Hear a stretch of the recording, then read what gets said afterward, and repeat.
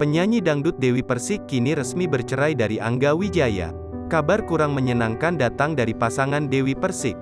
Pasalnya, mereka berdua kini sudah tidak berstatus sebagai pasangan suami istri.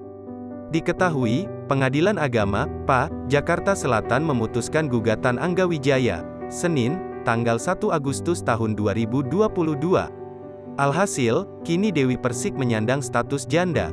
Perempuan berusia 36 tahun itu tampak menerima keputusan pahit tersebut.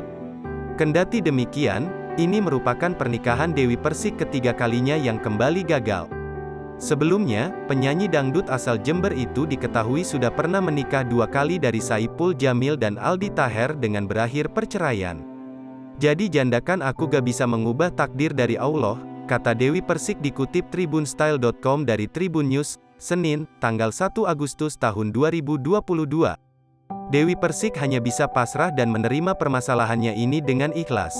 Jadi aku cuma bisa menikmati dan mencoba menjadi manusia yang lebih baik. Kalau misalkan diuji ya namanya manusia ya aku harus menerima ujian itu dengan lapang dada, ujar Dewi Persik. Dewi Persik juga berharap jika setelah ini tidak lagi dikecewakan oleh laki-laki. Ia juga mengaku akan lebih menikmati hidupnya. Harapannya, aku gak berani berharap takut kecewa lagi. Aku sudah menikmati saja hidup ini. Apa kata Allah saja, semoga dapat laki-laki yang tulus sama aku, ujarnya. Sebagai informasi, Dewi Persik dan Angga Wijaya resmi bercerai di Pengadilan Agama Jakarta Selatan, Senin, tanggal 1 Agustus tahun 2022. Kuasa hukum Dewi Persik, Emi Wiranto membacakan ulang hasil putusan dari Majelis Hakim yang mengabulkan permohonan Angga Wijaya.